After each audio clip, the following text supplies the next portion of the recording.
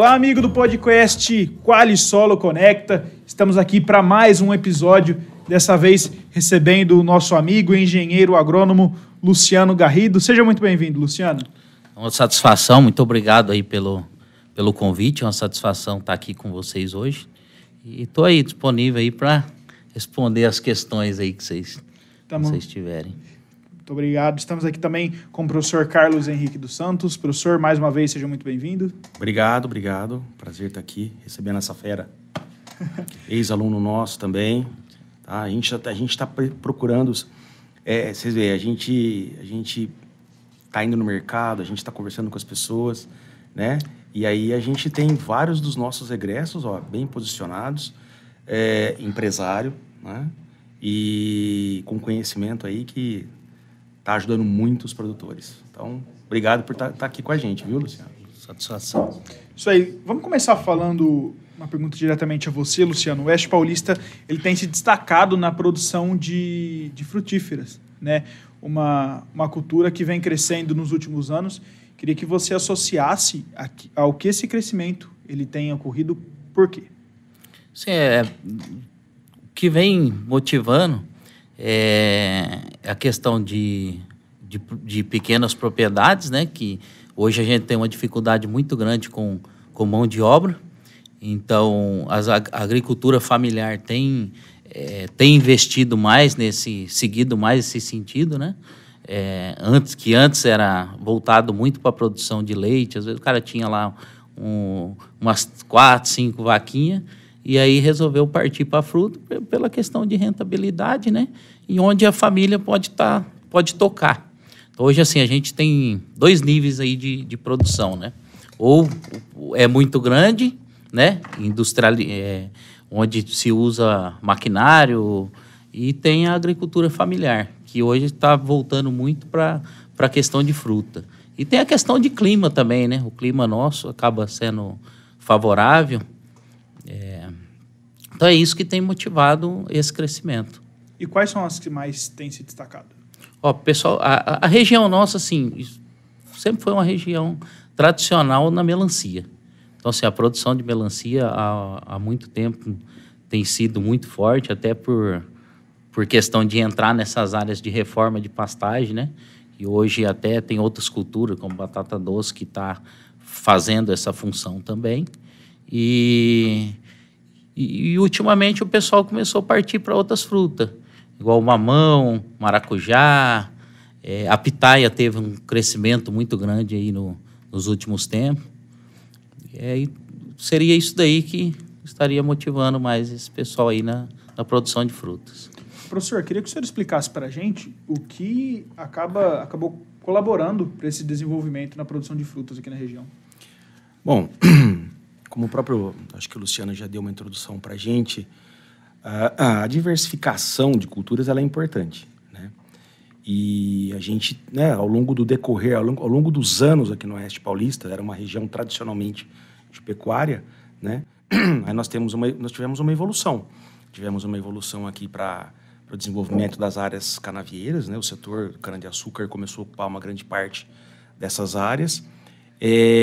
Mas a gente tem, se a gente pensar aqui na região, no Pontal, né? Se a gente começar a pensar em algumas regiões específicas aqui no entorno de Presidente Prudente, nós temos muita agricultura, pequenos produtores, agricultura familiar. E para a agricultura familiar, a atividade, o desenvolvimento da fruticultura é interessante. Como ele mesmo disse, aproveita-se melhor a estrutura familiar, a mão de obra, e o valor agregado do produto final é bastante interessante, tá? E esse produto, ele pode ser comercializado, ele é comercializado aqui na região, né? Então, se a gente pensar em trazer frutas de regiões mais distantes, a gente acaba tendo um encarecimento desse produto chegando aqui, porque o frete encarece muito, né? O transporte encarece. Ao passo que se a gente tem desenvolvimento da fruticultura na região, nós temos um produto local sendo comercializado localmente, mais rapidamente, né? E trazendo um benefício para todos. E aí a gente tem uma questão bastante interessante, né? Que os nossos solos, a gente fala assim, os nossos solos são solos arenosos, de baixa retenção de água, de nutrientes, Mas, ao mesmo tempo, ele acaba também tendo... A gente não pode só enxergar pelo lado ruim.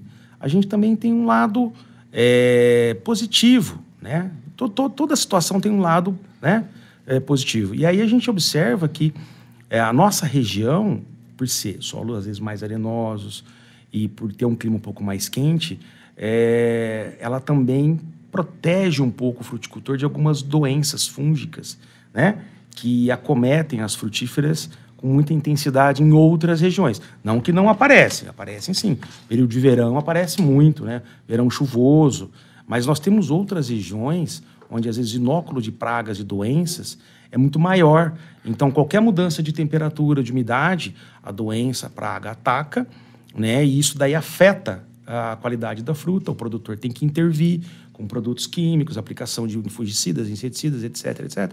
E isso daí acaba encarecendo também o produto. Mas, né, voltando aí um pouco à sua pergunta, a questão de desenvolvimento regional e, obviamente, condições adequadas. Quem pode irrigar, por exemplo, né, tem uma condição de clima favorável, né, para algumas culturas com irrigação, certo? E o estímulo, né, a APTA tem estimulado bastante, sim. Né, as casas da agricultura, o próprio IAC o Instituto Agronômico tem estimulado bastante o desenvolvimento da fruticultura. Por quê? Porque é mais uma fonte de renda para o pequeno, médio e até, né, para o grande produtor. Pode falar, Luciano. Não, é que a gente, eu acabei que não falei, mas eu tenho uma empresa, né, de representação e eu trabalho com a parte de venda de produtos e assistência para o produtor, né? Seria uma venda consultiva. E nós temos também uma empresa, uma startup que nós abrimos recentemente, que é para projetos. E a gente foi convidado para ajudar uns produtores aqui do Pontal, que eles querem desenvolver, trazer o cacau para cá, trazer cacau e consorciar com banana. Até semana passada a gente teve uma reunião com um investidor lá do Tocantins. Ele foi uma das pessoas que ajudou bastante o desenvolvimento lá no Nordeste de fruta. E ele fez a proposta, falou, se vocês montarem o projeto aqui, eu consigo viabilizar uma indústria para cá e fomentar isso daí. Então, assim, é esse tipo de coisa que falta para dar uma alavancada. Então, hoje os produtores estão se reunindo entre eles lá, já tem uma intenção hoje de uns 80 produtores de estar plantando uma parte, tanto esse projeto do cacau, como do abacate.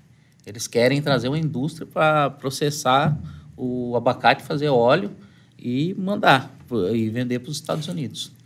E por que há interesse de desenvolver, por exemplo, o abacateiro e o cacaueiro aqui na nossa região? Assim, se a gente for comparar hoje, qual que é o maior produtor de fruta? Nordeste, né? Então, hoje, se for comparar a nossa situação aqui, nós temos 2 rios ali, próximo, que é praticamente essa situação que tem lá em cima. Aqui, qual que é a limitação nossa? Seria mais questão de solo, né? Só que solo é trabalhável, a gente consegue trabalhar. E a questão do clima, né? O clima também favorece. Assim, embora a gente tenha algumas situações onde a gente tem que manejar, realizar algumas técnicas para mitigar algumas perdas aí por questão até mesmo do clima. Por quê? O que está acontecendo? Por exemplo, eu atendo produtores de mamão. Qual que é o problema que a gente está tendo? De aborto. Tanto na florada como no início do fruto. Aí você vai lá, corrige cálcio, boro, tudo, você vai ver a parte de nutrição, tá ok. Mas o que acontece? A temperatura ajuda a acelerar. Aí esse fruto ele chega antes e começa a ter queda. Tem algumas técnicas hoje que a gente vem utilizando, como o protetor solar, tá se utilizando bastante. Só explica para a gente o que é o protetor solar. Então, o protetor, ele é a base de cálcio, onde você faz a aplicação na planta já para dar uma mitigada nesse estresse que ela sofre, que é onde dá essa queda. Então, assim, ela ajuda a proteger para essas altas insolações, essas altas temperaturas. Então, ela diminui um pouco esse estresse que a planta passa, que aí é onde até é prejudicial até para a questão da nutrição. Mas essas áreas são irrigadas? Geralmente áreas irrigadas. Aqui geralmente, hoje para fruta se usa muito o gotejo. Sim. São projetos de longo prazo, né? Prazo. Então, hoje é possível afirmar que qualquer cultura a gente consegue cultivar aqui. Essas culturas que não vêm daqui, por exemplo, do cacau que você falou, hoje é possível com várias etapas, claramente, mas é possível a gente fazer isso aqui no Oeste? Com certeza. Assim, a questão de, por exemplo, o cacau, aí tem que ser uma variedade adaptada para essa região nossa, que isso, o IAC, o pessoal já vem trabalhando bastante, o pessoal da Casa da Agricultura já tem um projeto, né? A CAT, né? A CAT está desenvolvendo alguns trabalhos já para... Ainda esse início, a dificuldade que nós levantamos é a questão das mudas ainda, porque ainda não tem muda suficiente para atender a todos, né? Mas, assim, estamos iniciando esse projeto, já se organizando para ter esse aumento dessa cultura aí. Você quer ver que interessante, ó, em termos de regionais, se a gente começar a comparar a nossa região com o Nordeste, né? Você vê que lá no Nordeste, o pessoal produz fruta o ano inteiro, não é? E aí as frutas, elas são basicamente destinadas, óbvio, uma parte para o mercado interno, mas uma grande parte das frutas vão para o exterior. Vai pra fora, né? Então, o que a gente tem? Por que eles conseguem produzir o ano inteiro, né? E a gente também pode? Chove pouco lá. São os períodos de chuva bem definidos, né? Como a gente tem aqui, certo? E olha que interessante, a grande maioria das frutíferas, elas precisam de estímulo para florescer, para formar a flor, e o ovário da flor, ele vai se desenvolver, vai ser fecundado para produzir o fruto, certo? Isso. E esse estímulo para florescimento, ele depende de condições ambientais. Então, a gente fala assim, encurtamento do fotoperíodo, redução de horas de luz, né? Diminuição do fotoperíodo, baixas temperaturas e déficit hídrico.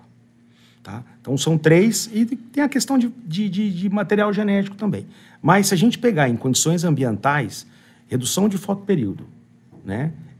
Temperatura e déficit hídrico, são 3 preponderantes. Se essas 3 se unirem, melhor ainda. Sim. Mas, por exemplo, aqui a gente não tem muito frio, né? Se a gente pensar no inverno nosso aqui, quase não tem. Poucos dias. Né? E não é nem um frio assim, vamos falar, que frio. Aí a gente tem uma redução do fotoperíodo, normal, que é inverno, né? Mas nós temos déficit hídrico. O inverno é seco.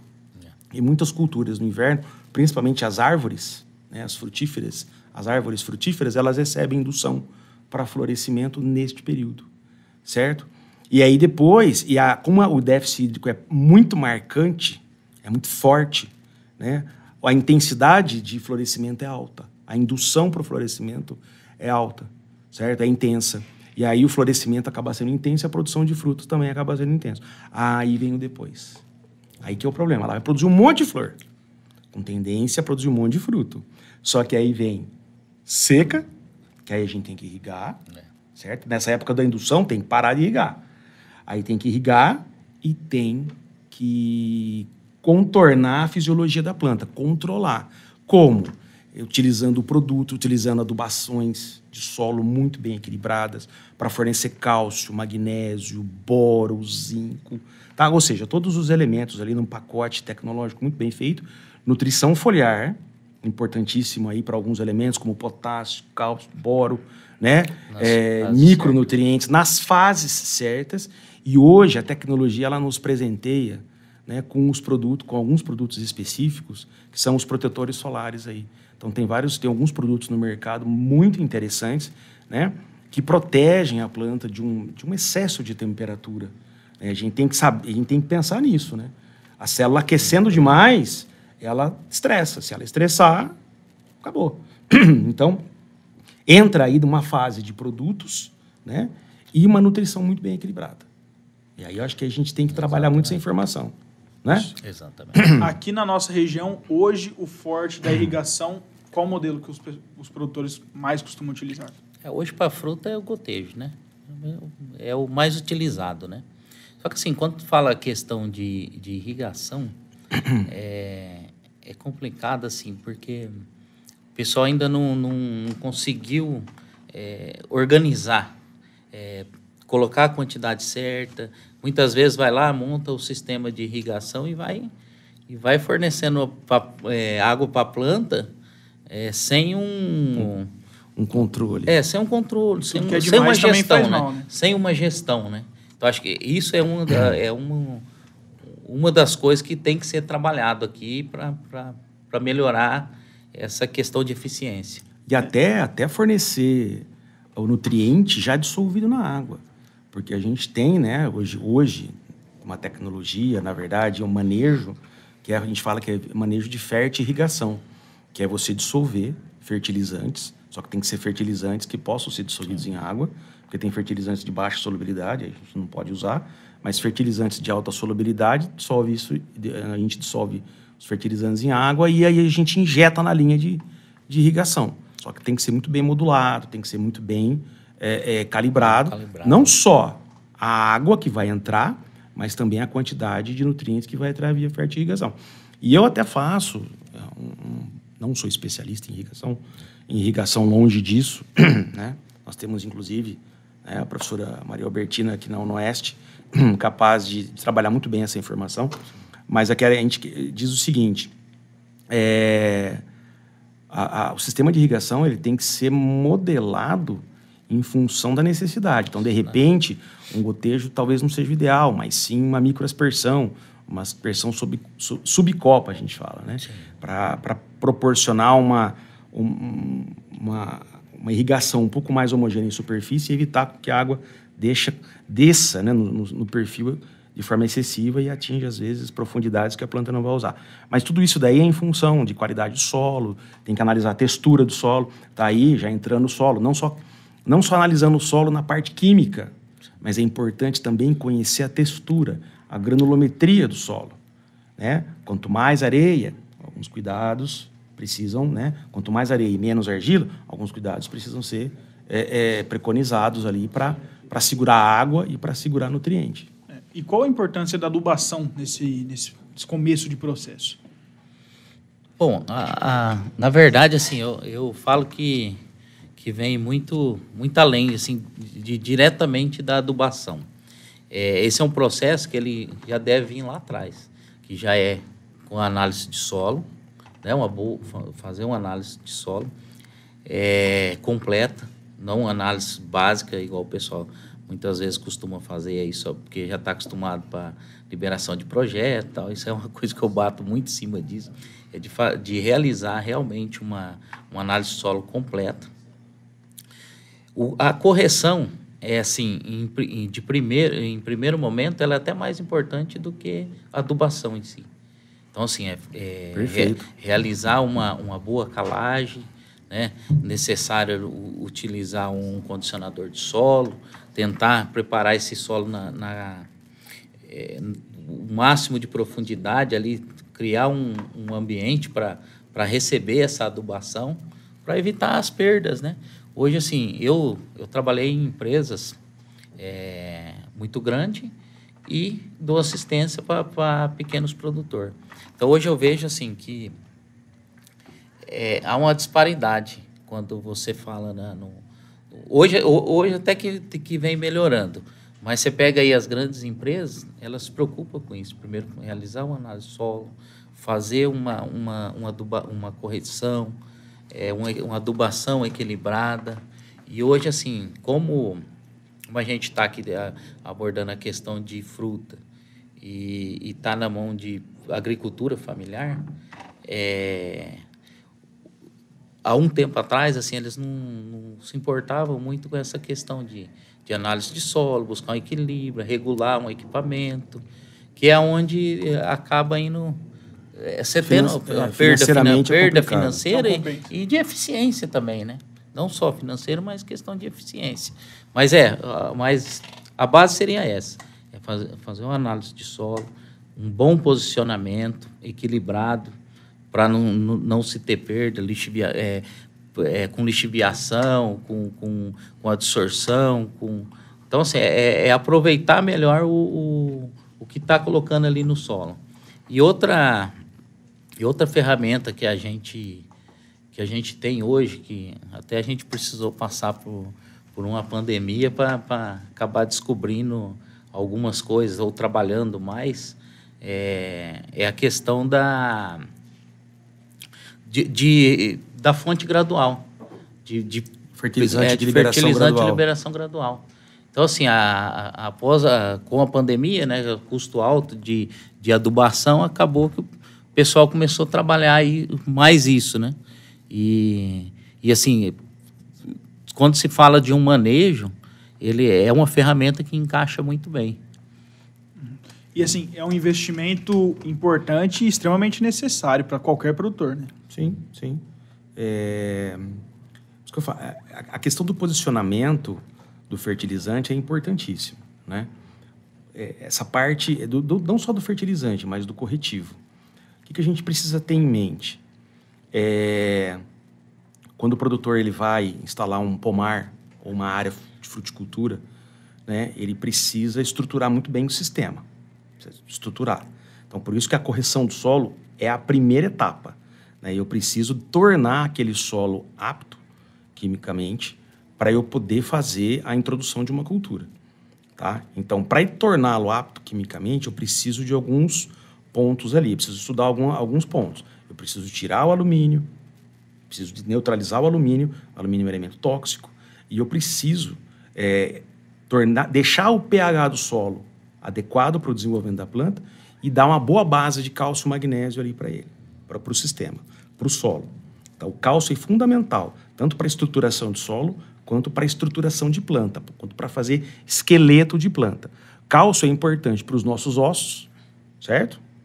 Para a estruturação dos nossos ossos, como é importante para a estruturação de parede celular. Então, a planta cresce, né, bem nutrida com cálcio e outros elementos. Aí, a partir do momento que você tem um solo apto a receber cultura, aí você vai fazer plantio e vai começar a disponibilizar outros elementos ali para ele. Nitrogênio, fósforo, né, potássio e enxofre, não é? E micronutrientes, boro, cobre, ferro, manganês, zinco, enfim.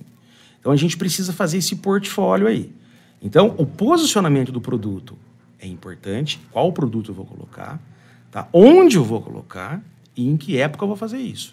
Porque tem épocas específicas para a entrada do cálcio e magnésio, tem épocas específicas para a entrada do nitrogênio, do fósforo no sistema, tem épocas específicas para nitrogênio, potássio e micronutrientes. Tá? E a gente tem que pensar que a gente trabalha, que os fruticultores, vamos pensar aí que alguns vão trabalhar com árvores, né? Então, algumas árvores, como laranjeiras, limoeiros, mangueiras, abacateiros, os cacaueiros, eles vão ficar ali por anos, né? Então, e durante o ano existem várias fases, né? A fase de crescimento vegetativo, a fase de florescimento, a fase onde a planta tem vegetação e fruto no pé. Então, a gente tem que fornecer nutrientes no solo e principalmente na folha para a gente poder dar suporte para esse crescimento.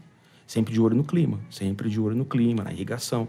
Então, aí entra a questão, eu vou seguindo a sua pergunta, eu vou colocar um produto de liberação gradual. O que é isso? Existem alguns produtos altamente solúveis, né? Então, por exemplo, ureia é um fertilizante nitrogenado, né, que se eu colocar ele no solo com um pouquinho de água, ele desaparece. Ele simplesmente dissolve rapidinho.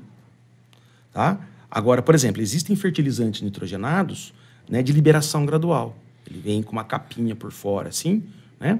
E aí, mesmo na presença de água, aquele grânulo vai liberando o nitrogênio lentamente, de acordo com o desenvolvimento da planta. Então, eu tenho que saber quando que eu vou colocar esse nitrogênio, tá?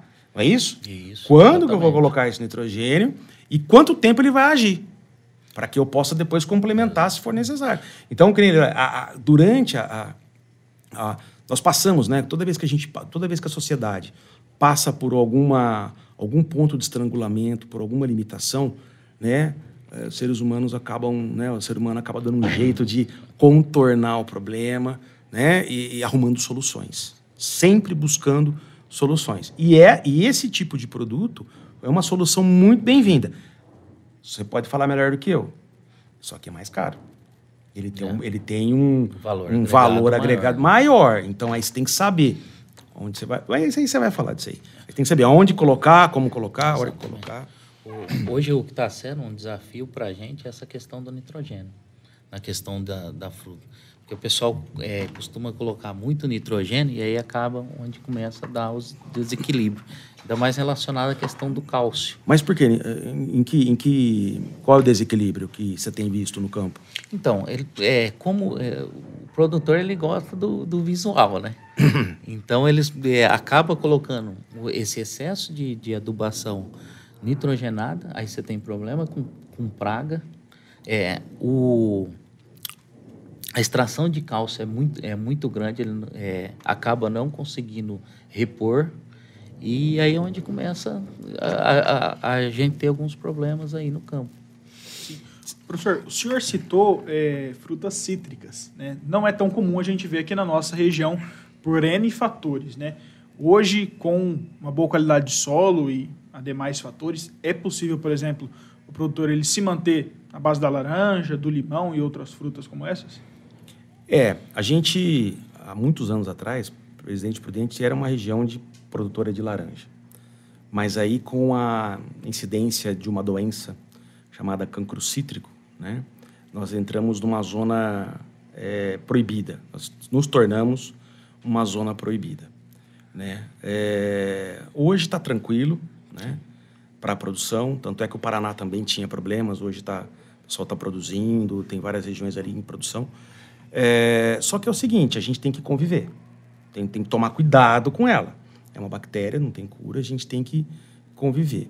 É uma região interessante para a citricultura, é uma região quente, né? Se a gente for puxar aqui pelas informações, né, das notícias, o Mato Grosso do Sul, né, em breve, vai se tornar um grande produtor de laranja. O pessoal está migrando, né?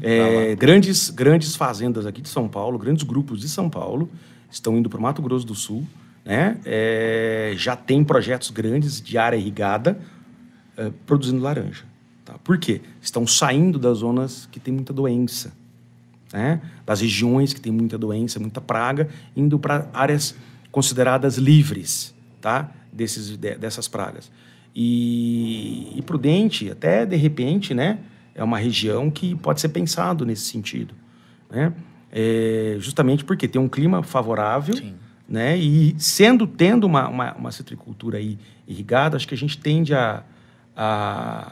como é que se diz assim, a ter uma área de produção bastante interessante. Já está começando, né, a se falar. Você está vendo ali na região de Dracena, como é que está? O pessoal está começando a falar que o citros vai vir para cá também. E não só para a região de Dracena, mas essa região aqui de Prudente mesmo. Mas esse estímulo está vindo de quem, por exemplo? Então, na verdade, sim, a gente ouviu produtores falar, tá. Produtores que eu atendo. Por exemplo, aqui, Bernardes, aqui eu atendo uma área com 5.000 pés de limão. De limão? De limão. Aqui tem aí um produtor assim, um pouco maior que a gente vai ter aqui, de laranja é Epitácio. Epitácio também tem um produtor que é tradicional, que veio do Paraná, e eles estão crescendo ali também. Mas assim, a gente já vê conversa dessas grandes indústrias, tá vindo para cá. É uma região fantástica para isso. Eles estão fugindo, né? Aquela região de Limeira, o pessoal está fugindo lá justamente por questão de praga, do green, de outras doenças. Então, o pessoal vai migrar para cá e para o Mato Grosso do Sul, com certeza vai. A região tradicional era aquela região ali, né? Limeira, Araraquara, Matão, vindo para... É o eixo da da Washington Luiz, da rodovia Washington Luiz ali. Então, aquela região é uma região tradicional. Só que sofre muito com pomares muito doentes, né? O pessoal tem que controlar muita doença. E isso encarece muito. Então, agora está se arrumando aí, alternativas, como o Mato Grosso do Sul, que a gente já tem as notícias de 2 grandes grupos que já estão entrando lá, já entraram, na verdade, com apoio, veja bem, com o apoio do Estado e com o apoio das cidades envolvidas aí nesse grande projeto. E aqui a gente vê uma expansão favorável para a citricultura também. Assim, é um campo que não necessariamente serve só para vender fruta, também tem um processamento que é muito forte. Aqui em Dracena a gente tem uma indústria muito grande de processamento de polpa, né? E aqui na região também tem um potencial para fazer isso. Né? Sim. Isso agrega valor. Né? Exatamente. Isso daí agrega valor. Então, a gente tem que pensar nessa estratégia, né, de diversificar o máximo possível a nossa agricultura, né, para dar opção para todos os nichos de produtores, né, para todas as pessoas que vivem do trabalho na terra. Né? Então, é extremamente interessante. A gente estava falando, né, da questão do Nordeste, né, o que estimula lá. A questão do comércio, né? Então, lá você tem os packing house lá, que manda para exportação. Você tem o consumo interno também, que eles acabam abastecendo. Tudo o que regula isso aí, é ter comércio, é ter indústria, quanto mais próximo possível. Embora a gente tenha grandes mercados aqui, né? Hoje, se for pegar São Paulo, Curitiba, até mesmo Prudente, né?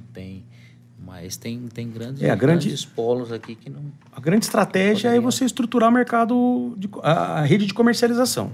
Né? Eu acho que é isso. Eu acho que antes de se desenvolver algum nicho específico de alguma frutífera, você tem que ter mercado. Mercado para absorver aquela produção. Pelo menos um mercado regional, né? Para receber uma grande parte dessas frutas. E, obviamente, mercados específicos, né? No satélite, aqui em volta, né? Para que as pessoas possam encaminhar essas frutas o mais rápido possível para não perder qualidade. Né? Porque o tempo de prateleira, o famoso shelf life, né? Ele precisa...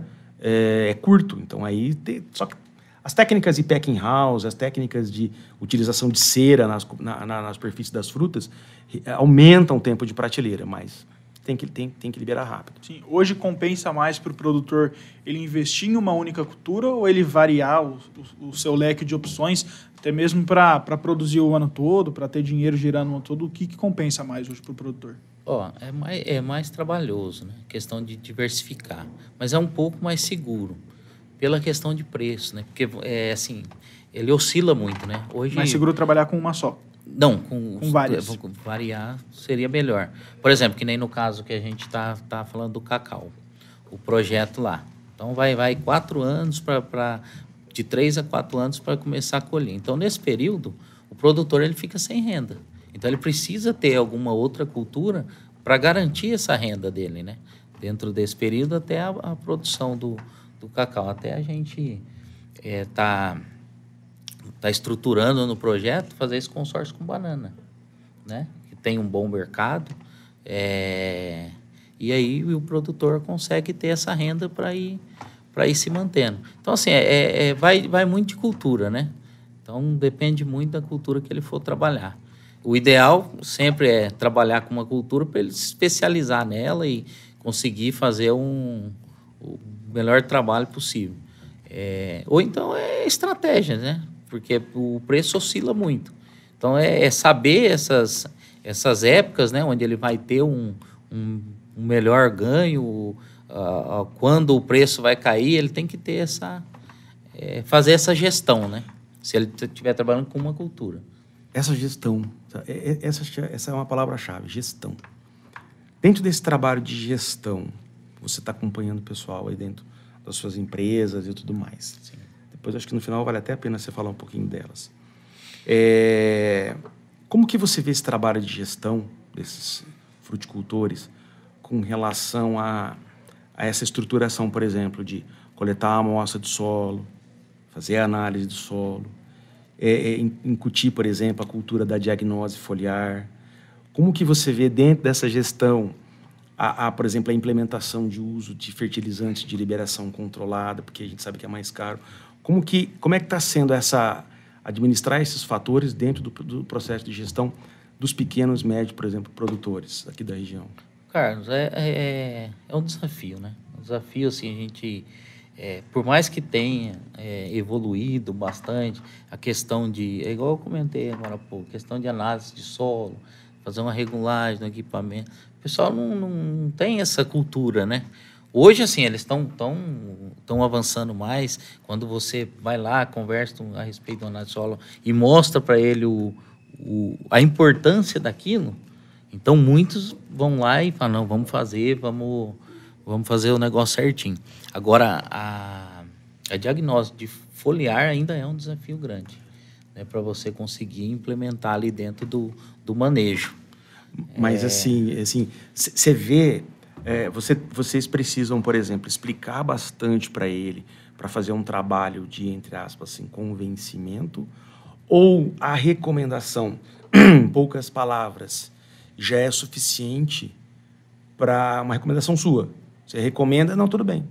Tá? Tipo, vindo de você, eu aceito. Ou ainda é necessário trabalhar muito a informação para poder conquistá-lo naquele sentido? A gente tem 2 tipos, né, de cliente. Então, aquele cliente que eu já tenho uma frequência ali que eu venho atendendo, ele já vem tendo resultado, então ali você posicionou, ele vai acatar e acabou.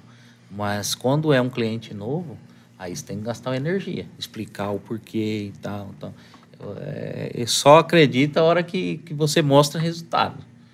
Então, assim, aí você gasta uma energia maior para explicar, com certeza. E é uma baita de uma ferramenta, né, cara? Assim, para nós, técnicos, ajuda muito. Às vezes, você pega uma cultura com um ciclo longo, porque muitas vezes, assim, o que acontece? Você fez uma análise de solo, você fez um baita de um posicionamento, mas quando você vai para a parte da diagnose foliar, talvez tenha algum elemento ali que ele não tá puxando, não tá representando. Aí o que você tem que fazer? Aí você tem que fazer toda a análise para ver o que está acontecendo, por que a planta não está respondendo àquela adubação. Exatamente. Então a gente tem que chegar e explicar para o produtor, mostrar isso daí.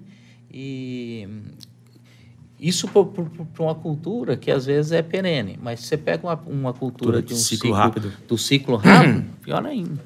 E muitas vezes, assim, quando você vai ter porque muitas vezes não dá tempo de corrigir, né? Quando é ciclo muito rápido, às vezes você não consegue corrigir aquela deficiência. Mas alguma coisa está acontecendo. Então, você já tem que ter aquilo lá para a próxima cultura que vai vir. Então, você tem que ir explicando e... Você recomendou a adubação foliar? Eles fazem? Foliar faz, cara. Faz até que o pessoal aceita bem. Legal. Já é um início bastante promissor. Sim. E existe alguma diferença importante em relação às culturas que são anuais? O que tem de diferença? De diferença na questão da folhagem, amostra de folhagem. De ciclo curto para ciclo... seria assim, cada cultura tem a sua particularidade, né? Então, você não pode pegar uma folha nem muito velha e nem uma folha muito nova. Você também não pode pegar uma folha que tenha doença ali, que você vê que tem ataque de praga, doença. Então, assim, só que cada cultura vai ter a sua particularidade, né? Independente, sim, eu acho que se é de ciclo longo ou ciclo curto, ela vai ter, você tem que atender a particularidade da cultura em específico. Ó, se é um mamão, se é um maracujá, então vai ser mais nesse sentido aí. Hoje, para o produtor que às vezes está começando, que quer mudar de ramo, o que você indicaria? Qual cultura você indicaria? Cara, assim, a primeira coisa, cara, que o produtor tem que ter aptidão para aquilo, né? Analisar mercado também, porque às vezes o cara vai lá e vê o vizinho ganhando dinheiro com mamão. Não, eu vou lá e vou plantar. Às vezes ele não tem aptidão para aquilo, né? Então, assim, você tem que avaliar. É uma conversa que você tem que ter com ele e analisar o mercado e estruturar tudo isso daí, mostrar para ele os desafios, né? Que nem tudo é só glória. Então, você tem que mostrar, assim, mas vai muito da aptidão do produtor. Ele demonstrar aptidão para aquela cultura para a gente poder orientar e posicionar daí para frente. E o senhor, professor? Também acho que tem que ter... você tem que saber o tamanho do passo que você pode dar. Acho que a grande questão é essa. Eu posso dar um passo de que tamanho, né? De que envergadura. Então, eu preciso entender, primeiro de tudo, se eu tenho condição de tocar a atividade. Eu vou depender de trabalhador, eu vou depender da minha família, né? Eu vou ter que contratar. Hoje o custo do Brasil é muito elevado, né? Se a gente pensar em impostos, trabalhistas e tudo mais. E falta mão de obra. E falta mão de obra. Tá? Hoje a gente está sentindo muito isso no mercado. Né? E a mão de obra, vamos colocar assim, a mão de obra ela precisa ser, de certa forma, qualificada. Porque você vai ensinar a pessoa a fazer uma poda, né? Vou podar, fazer uma poda de frutificação, vou fazer uma poda de limpeza, vou fazer uma poda de formação. Ela precisa fazer direito. Porque se ela fizer errado, ela acaba com a planta. Ela acaba com a produtividade. Né? E o prejuízo vai ficar para quem? Né? Para o empresário. Né? Então, a gente tem que tomar muito cuidado. Então, assim, analisar o nicho de mercado. Né? Pensar que, além do nicho de mercado, além daquilo que você sabe fazer, se você tem condição de fazer, você tem que pensar na concorrência. Né? Você tem que pensar que, se der certo o seu negócio, as pessoas vão ver e vão copiar. E vão montar também. Ah, também quero. Né? E aí você tem que trabalhar também com aquela possibilidade de você estar tendo uma renda legal, mas que daqui a pouco a renda cai, porque a oferta do produto no mercado aumenta, o preço cai. Né? Oferta e procura. Então, aí você tem essas questões complicadas. E aí você tem que saber, né? Tendo todas essas condições, você tem que saber quanto que você vai investir e você tem que ter ideia de quanto que você vai ter de retorno para sobrar, né? Para você ter para sua família e também para reinvestimento. Então, tendo mercado seguro para colocar o produto, tendo mão de obra, tendo a sua mão de obra familiar que seja, tendo uma estrutura mínima para começar e ampliar gradualmente, né? Eu acho que é fundamental. Você tem que analisar todos esses fatores. E, obviamente, se você quiser crescer no setor, você vai ter que investir. E eu acho que esse é o lance, né? Esse é o ponto. O agricultor, hoje, ele é um empresário. Ele tem que ter a ciência de que ele é um empresário, como um empresário têxtil, como um empresário da indústria farmacêutica, como um empresário do setor de bioenergia, entendeu? Ele é um empresário. Então, ele tem que investir para ter retorno. Exatamente. Porque se ele sempre segurar o investimento, o retorno nunca vai vir. Então, ele tem que entender isso. Só que ele tem que fazer o investimento saudável, sabendo de todas as condicionantes. Clima, solo, a planta em si, né? O ambiente como um todo, mercado, imprevistos, tá? Então, não pode, a gente não pode, tipo assim, não pode ser um aventureiro. Ah, eu vi que tá dando dinheiro, carambola tá dando dinheiro, vou plantar carambola. Ah, como aconteceu um bom tempo atrás com a lixia, né? Nossa, a lixia tá dando dinheiro, eu vou plantar a lixia. Mas o trabalho para você formar um pomar de lixia, né? Mais ou menos assim. Uma cultura exótica, né? E aí carece de informação específica. Há um bom tempo atrás, pouco se sabia sobre isso. A mesma coisa a macadâmia. Né? Noz macadâmia, você já consumiu noz macadâmia. Uma delícia. Né? Nós temos produtores de macadâmia aqui na região. Tá? Mas é um nicho bem específico. Mas eu lembro muito bem atrás, um tempo atrás, o pessoal começou a plantar macadâmia, começou, né, já os olhos dos vizinhos começaram a crescer e o pessoal começou a aumentar a área de produção. Só em algumas regiões específicas, não foi aqui. E aí a produtividade cai. Né? O preço cai. Então você tem que estar preparado para isso. Então o empresário ele tem que estar pronto, ele tem que estar disposto, né, a encarar, né, a atividade com coragem. Né? Ainda mais aqui na nossa região do Oeste Paulista. E se precisar, se reinventar também. E né? se reinventar. Agregar valor. Porque né? aconteceu muito. Por exemplo, hoje a gente vê áreas aí que começou com fruta e hoje o cara achou uma oportunidade ali no turismo, de colocar um café, um almoço. Muito então, em alta na região, né? Exatamente. Então, aí o cara tem que se reinventar. Então, são estratégias, você vê? Então, assim, quando acontece isso, quando as pessoas começam a aproveitar nichos de mercado, você vê que ele é um empresário. Porque ele viu, numa situação específica, uma oportunidade de agregar valor ao produto dele. Tanto para o café, quanto para o queijo especial que ele produz, quanto para a fruta.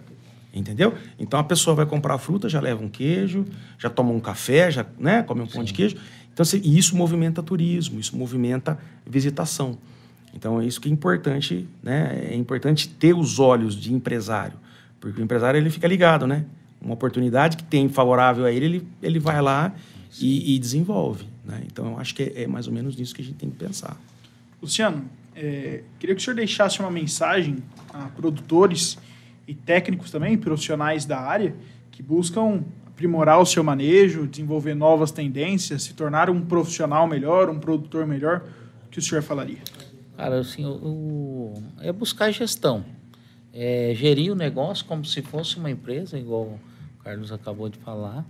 E hoje, assim, a gente tem muita tecnologia e de acesso muito, muito fácil hoje para o produtor.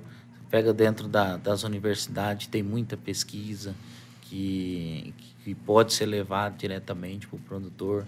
E ele pode buscar isso daí também, ir atrás, né? Tem as casas da agricultura, né? Tem vários órgãos hoje que apoiam. Então, assim, correr atrás, buscar informação e principalmente para essa questão de gestão. E, além disso, bons profissionais na área, boas empresas também são importantes, né, professor? Não, sem sombra de dúvida. A gente tem que buscar profissionais, né, competentes que forneçam a estrutura de conhecimento para essas pessoas poderem produzir, né? E que tragam esse aporte de conhecimento, né, para dentro da área de fruticultura. Porque se a gente pensar, né, no tempo de desenvolvimento das frutíferas, muitas delas vão ficar plantadas durante muito tempo. Então, a gente tem que começar certo. Então, você tem que buscar profissionais que deem essa estruturação desde o início, né? E para que essa estruturação ela evolua no tempo. Então, sempre buscando, né, dentro do que a gente faz, dentro aqui da universidade, dentro da Qualisolo, né, sempre primando por coletar amostras de solo, equilibrar a fertilidade do solo, trazer uma base de sustentação para a planta, tá? Porque, como eu volto a insistir, solo é a base do sistema de produção. Então, a gente precisa estruturar muito bem para que essa planta cresça, né, com qualidade e que ela se perpetue por muito tempo na área, né, para que você possa diluir rapidamente os seus custos de investimento, o seu investimento, né, no tempo, sem precisar renovar, sem precisar, principalmente pensando nas de longa duração. Mas, sem sombra de dúvida, tratar bem as plantas. E sempre ter em mente que as plantas elas respondem muito ao ambiente, tá?